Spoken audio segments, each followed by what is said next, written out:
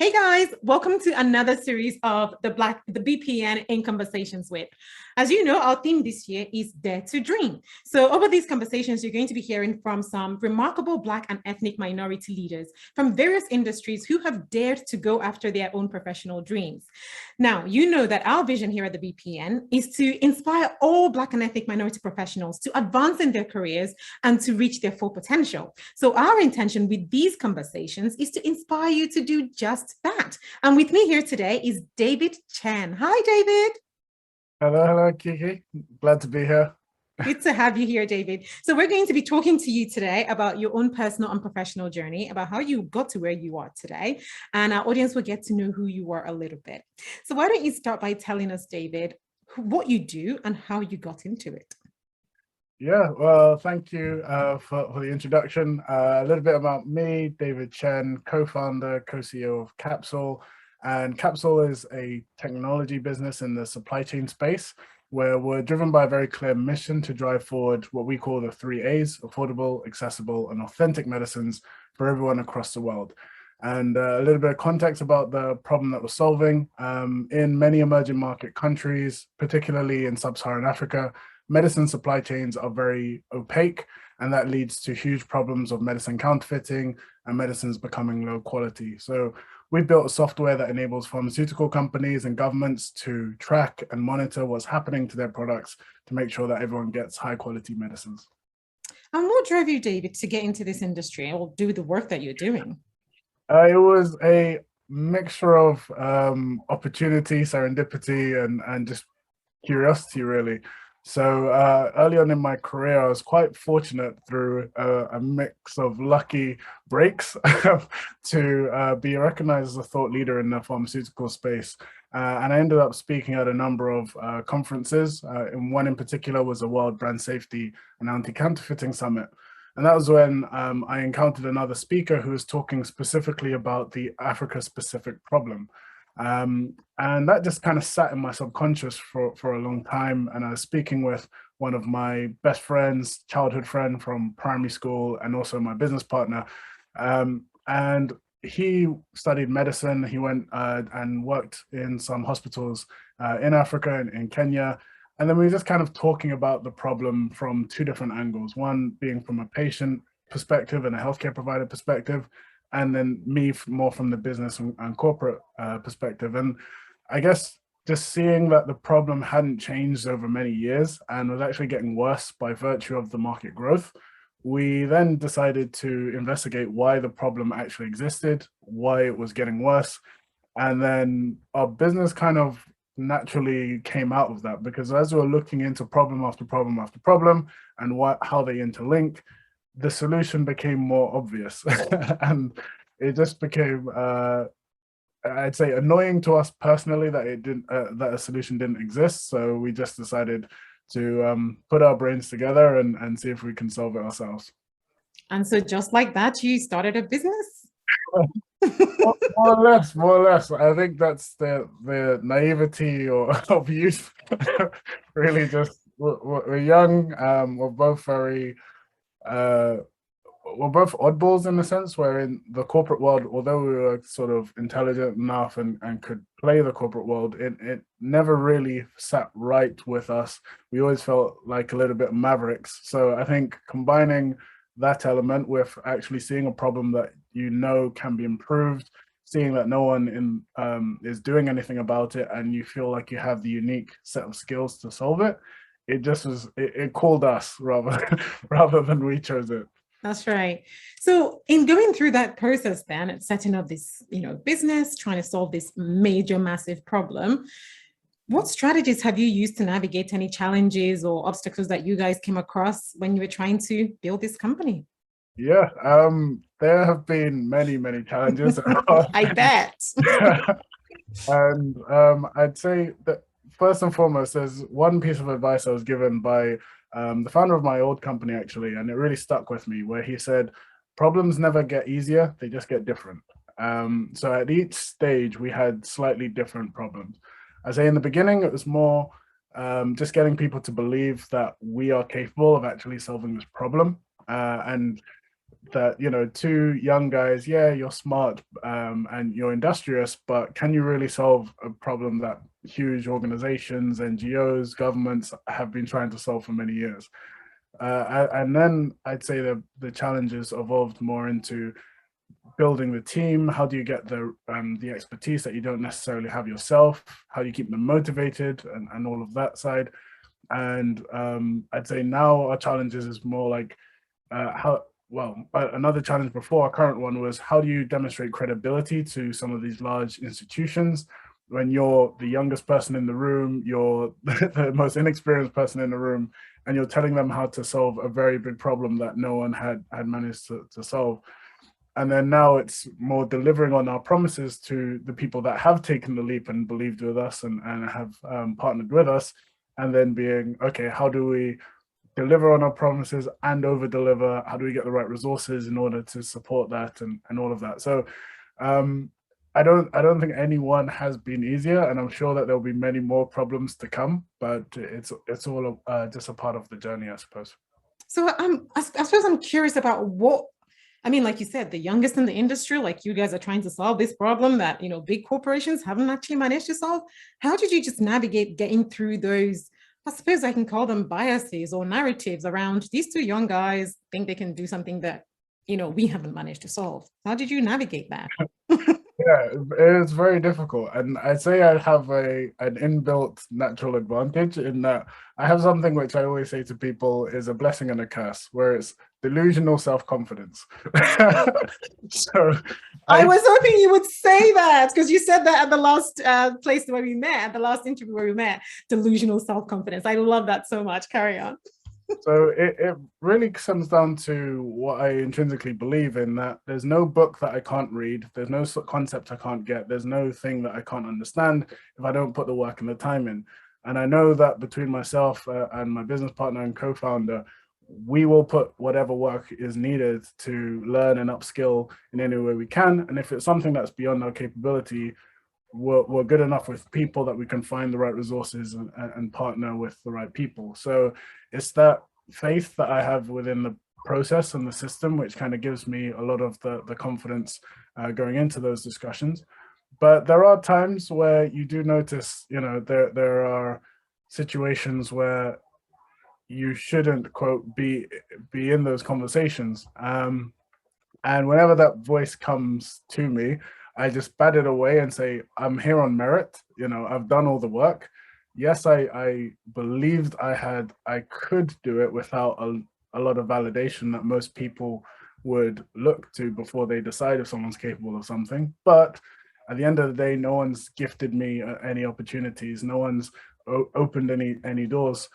Everything that we've accomplished has been based on our own steam. So and of course, we've had help along the way from networks and from mentors and advisors and so on.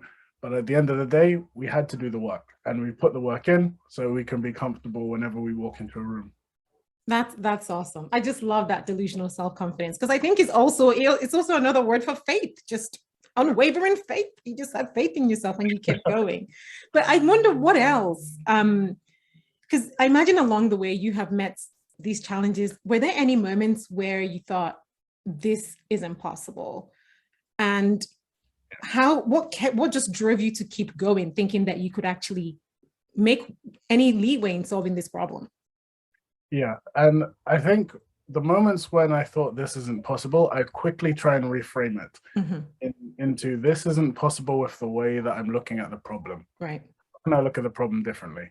And then it becomes an activity where you say, okay, if I carry on doing things as I have been, I'm probably going to fail. What can I read? Who can I talk to? Where can I go for advice that will change the way I'm seeing this problem, right, so that it becomes something achievable? Because when you look at any endeavor that is widely regarded, or anything that was very difficult that a human has accomplished, there were moments where it seemed impossible. And I think I always try and remind myself that anything I admire in someone else, they had this similar moment, and it's just about shifting perspectives just enough so that I can see a light at the end of the tunnel. So for me, it's really about controlling my mental state. I never allow negative thoughts to really overwhelm me too much. When I feel them coming, I'm just like, okay, there is truth in this, but how can I reframe this to empower me so I'm back in control? I can do something to move the needle. That is so profound. I love that. Just don't let the negative thoughts stay there for too long. Let's reframe it. I love that. That's just so beautiful. Okay, so now in your journey, what has been your greatest growth moment and what events led to it? My greatest growth moment was probably after one of my hardest moments, actually. One of my Always, as always. So a little bit of context. We were really early on in the life cycle of the business, and we just managed to get our first sort of committed software developer working on the problem and the product. And we were trying to build an MVP, minimum viable product for the technology. And we thought everything was going great because this guy, he dreams in code quite literally. If we speak to him about any problems after 7 p.m., he's up all night dreaming about code and can't work. So we're like, we got a genius on this. And he's so smart, he's going to solve all of our problems. So we just left all of the technology side to him. And then Hanan and I was focused on the business side. And the lesson for me was in the leadership piece and the ownership piece. So because we were so confident in him, he had those moments of doubts himself where he was just like, these guys think I'm a miracle worker. How can I do this? And he was left very isolated for weeks on end, trying to solve really tough problems. And because I'm like the optimist and I'm always high energy and everything like that, whenever he was coming to me with problems and issues, I'm like, nah, don't worry, you're smart, you can work it out. But just try something else or read something else. And eventually he ended up leaving the team. And he had an honest conversation. He was like, I don't think I'm capable of doing what you believe I'm capable of doing. And he was just like, it's just beyond me. And that was tough because that was the only person we had building the product. We were just starting to get a little bit of traction with people who are wanting to see what we've built. And then all of a sudden, you know, the linchpin of it just decided to walk away. And for me, the lesson was twofold. One was to always check in on my team and never take them for granted, in that yes, they could be capable, yes, they could be delivering, but check in on the person, make sure that they are okay. And also to have ownership of everything. So even though I'm not the most technical person in my team, or neither is my co-founder, just being sure that we're aware of what's happening, what they're struggling with, how far they are from solutions, who we can connect them to if they need someone to soundboard some ideas to, and just have that ownership to be like, this business is my ship, and if I ignore one part of the ship, that's where it can have a leak and we can go under, and the whole thing goes under.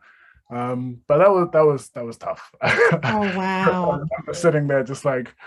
And I took it very personally because I was thinking he took a leap of faith to believe in me to work on this.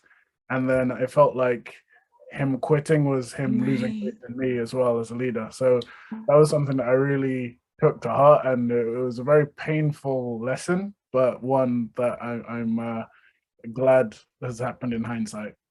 Because now you can learn from it.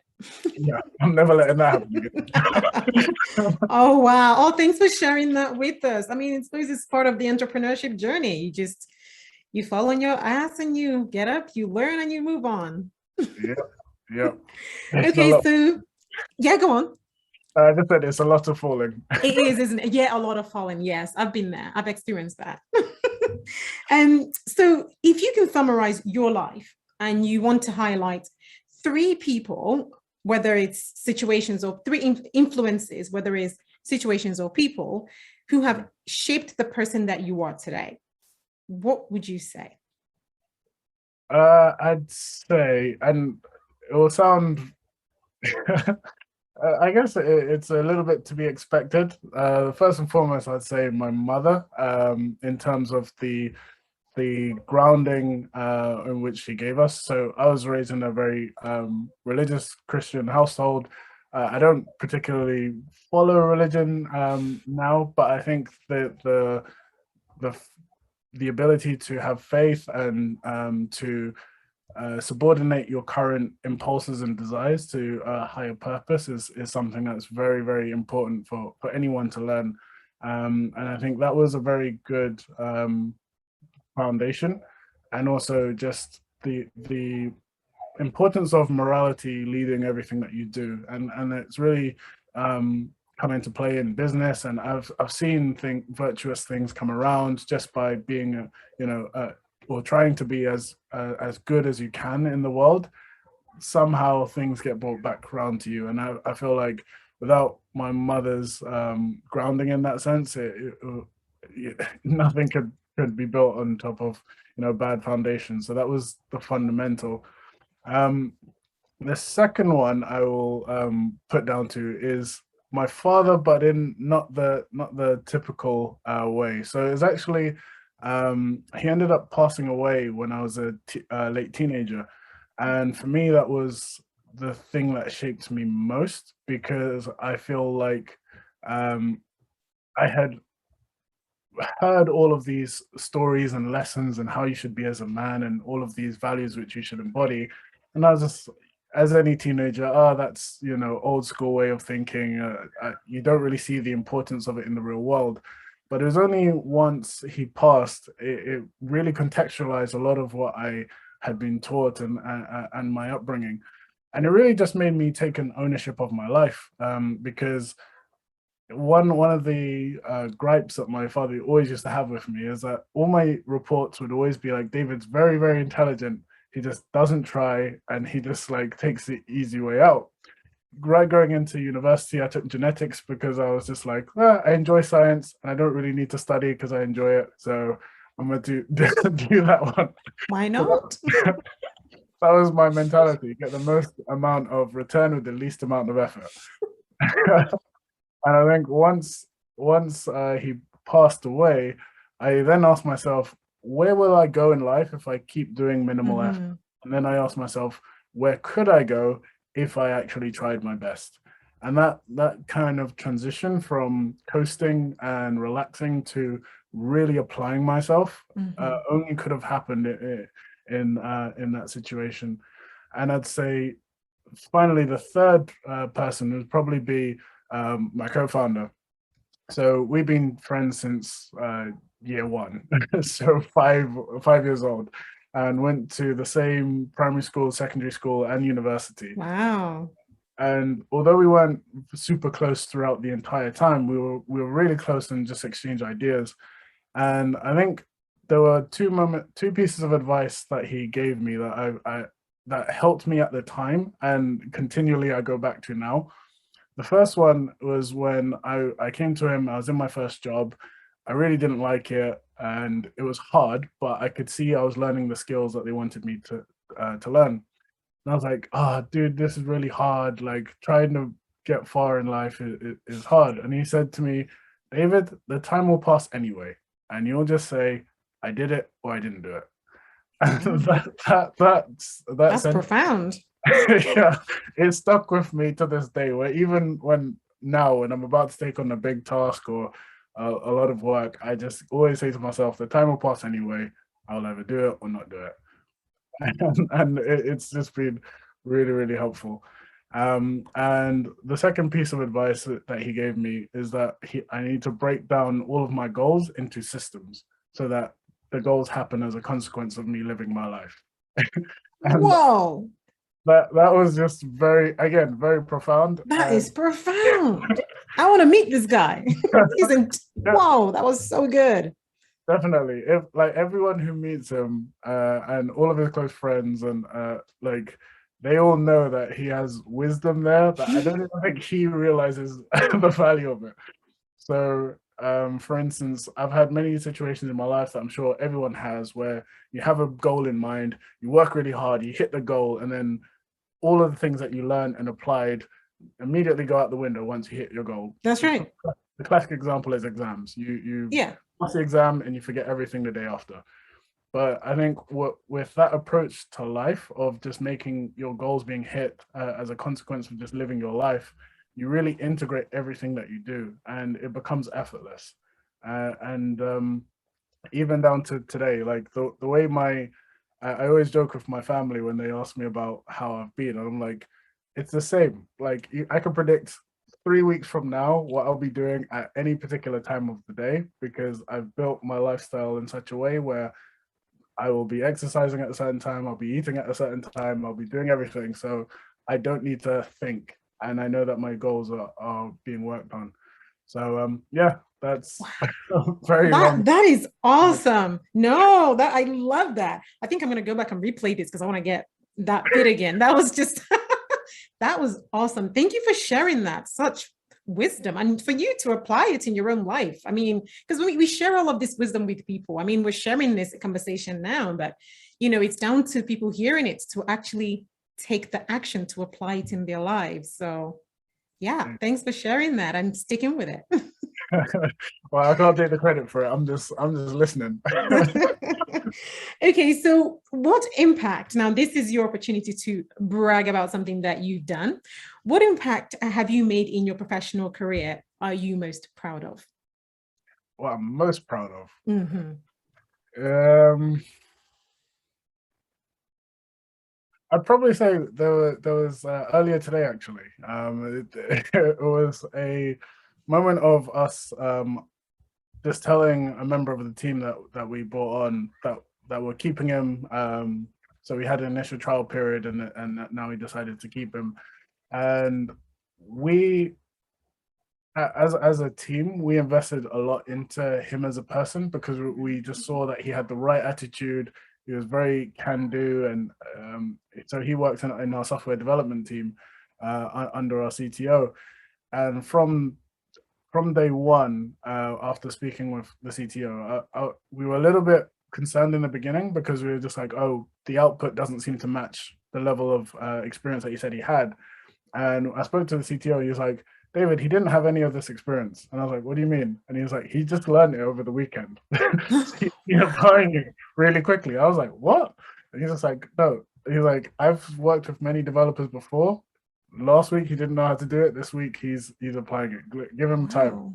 So I was just like, okay. We gave him time, and just checking in with our CTO, and he's like, David, this guy, he's ridiculous. Like anything we need from him, he's going away in the free time, learning it, coming the next day to work and bringing what he's learned and trying it out, coming with ideas. So seeing like us taking a bet on someone and then seeing them develop, and then kind of funneling resources that way, and it's just a happiness he had when we were just saying, yeah, we want to continue working together. For me, that was one where I was just like, yes, we're doing our thing on the business side when it comes to selling to clients and all of that stuff. And maybe if you asked me a couple of years ago, I would say, oh yeah, signing up X client or Y client would have highlight. But actually seeing the impact that we're making on our team, as well as doing the business things that we need to do, is probably what was most rewarding for me. Wow. And that just happened today. That was today. Yeah. Oh, that's awesome. I feel like I'm part of it. Yeah. That is awesome. So it's not just about business. There's also this part about developing people and actually giving people the opportunity, taking a bet, like you said. That's awesome. And like when someone is a genuinely good person, they have the right attitude and they're very intelligent, they're worth their weight in gold. Yeah. And finding that person is like finding gold. Yeah. So yeah, for me, that's right up there. Nice. That's awesome. Okay, so now we're bringing it closer to home, right? Well, you will have more experience in this now. What practical advice would you give our BPN members to inspire them to dare to dream, to go after what they really want to achieve in their own career? I actually have a very systematic way of doing this, actually. Go on. Ties back into what happened after my father passed away. I did this exercise to myself, and I advise it to everyone to do, where I wrote down every dream I've ever had. Like everything went on there. Being an astronaut, being a Formula One driver, being a professional footballer, being a pro boxer, everything possible. Winning a Nobel Prize. And then once I kind of exhausted that mental list, I was like, okay, some of these things are impossible.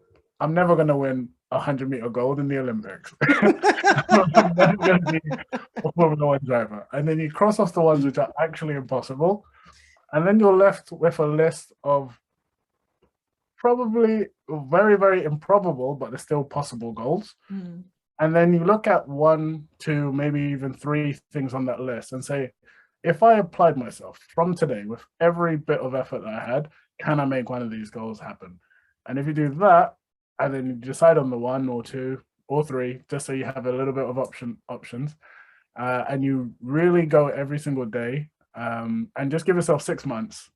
6 months of trying to make an effort against those, I guarantee at the end of those 6 months, you would have results that will surprise you.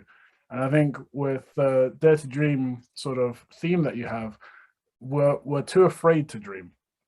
We're too afraid because we know that the statistics work against us when it comes to being that 1 in a million musician or that 1 in a million writer. But you also have to realize that most people that try are thinking the same thing and they quit. So a lot of it is just surviving long enough to see the results and the fruits of your labor.